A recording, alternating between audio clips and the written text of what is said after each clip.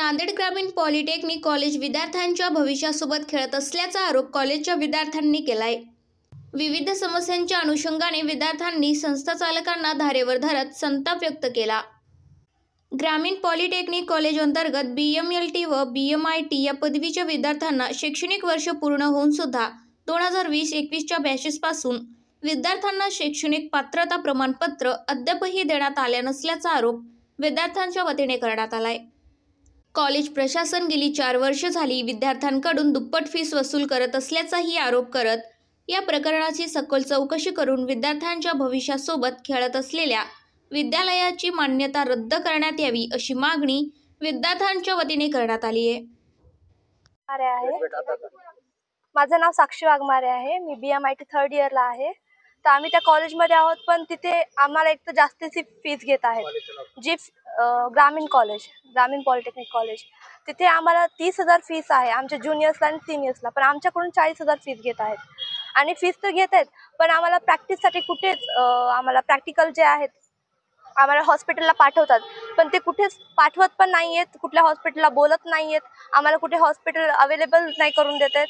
आणि आम्ही स्वतःहून जाऊन बोलले आणि आम्ही म्हणलं की आम्ही ग्रामीण कॉलेजचे आहात, तर त्यांनी आम्हाला काढून टाकत आहेत की नाही तुम्हाला नाही घ्यायचं, आमचे इथं ऑलरेडी स्टुडंट आहेत वगैरे।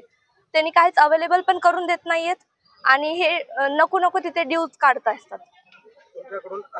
म्हणजे झाडाचं एखादा फुल जरी तोडलं तरी आम्हाला ड्यू लागतो। आम्हाला आता 3rd इयरला आम्ही जेव्हा आलो, आम्ही सिनियर्सला वगैरे विचारलं तर तेव्हा आम्हाला समजलं की त्यांना 30,000 फीस होती आणि ज्युनियर्सला पण 30,000 आहे, पण आम्हाला 40,000 फीस घेत आहेत। असे बरेचसे आहेत तिथे। आमची 5वी बॅच आहे, 4थी का 5वी बॅच, आणि आमच्या नंतर अजून 2 बॅच आहेत। जिल्हाधिकारी कार्यालय या ठिकाणी आला होता, कशा प्रकारे प्रतिसाद मिळाला?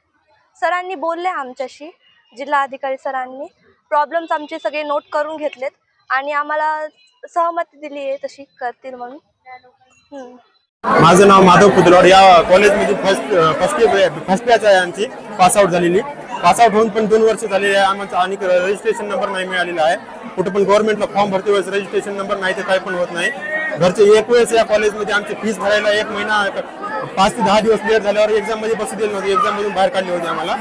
पण 2 वर्ष झाले पासआउट, 2 वर्ष झालेली आहेत पासआउट होऊन, पण रजिस्ट्रेशन नंबर नाही मिळाला आम्हाला। आणखी कुठं गव्हर्नमेंटला अप्लाय नाही करता येत। घरचे म्हणत आहेत की आम्ही मोलमजुरी करून तुमचे 90,000 रुपये फीस भरलेली आहे, पण इतके दिवस का होत नाही। मागणी आमची लवकरात लवकर रजिस्ट्रेशन नंबर करून, रजिस्ट्रेशन नंबर 4 महिन्याखाली आल्या होत्या आम्ही, पण त्यावेळेस म्हणले की 1-2 महिन्यामध्ये होऊन जाईल। असं वरच्यावर दिवस लोट राहिलेत, आणखी काहीच नाही। 2 वर्ष झालं आमचं कंप्लीट होऊन नाही, काहीच नाही। मूळ प्रश्न असा आहे की या विद्यार्थ्यांना पॅरामेडिकल काउन्सिल जी महाराष्ट्र शासनाने तयार केलेली आहे, जी 2021-22 मध्ये तयार केली, यांचं रजिस्ट्रेशन मिळत नाही आहे। जसं फार्मसी काउन्सिल फार्मसीच्या विद्यार्थ्यांना हेच काउन्सिल रजिस्ट्रेशन देतं, किंवा माझ्या DMLTच्या विद्यार्थ्यांना रजिस्ट्रेशन देतं, तसं या BMLTच्या विद्यार्थ्यांना रजिस्ट्रेशन देत नाही। मी 2024-25 पासून यासाठी प्रयत्नशील आहे।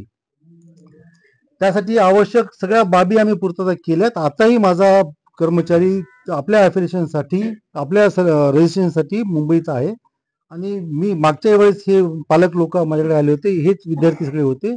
मी ह्यांनाही सांगितलं होतं की मी प्रयत्न करतो, मी 2 महिन्यापासून सातत्याने प्रयत्न करतोच आहे, आणि मी प्रयत्न केले म्हणूनच आपला प्रस्ताव महाराष्ट्र शासनाच्या मंत्रालयापर्यंत गेलेला आहे। मंत्रालयाने त्याच्यावरती 2 त्रुट्या काढल्या, ते प्रस्ताव काल परत आला। हे सगळी वस्तुस्थिती आहे, मी कोणतीही गोष्ट खोटं बोलणार नाही। मी 40 वर्षापासून ही संस्था चालवतोय, 83 पासून या संस्थेत आहे। तुमचा विद्यार्थ्यांचा गैरसमज काय झाला मला माहिती नाही, पण यासाठी मी प्रयत्न करून या विद्यार्थ्यांना रजिस्ट्रेशन कसं मिळेल यासाठी शासनाकडून नाही झालं तर सन्माननीय न्यायालयातून यांना न्याय मिळवून देईल, कारण हे विद्यार्थी माझे आहेत।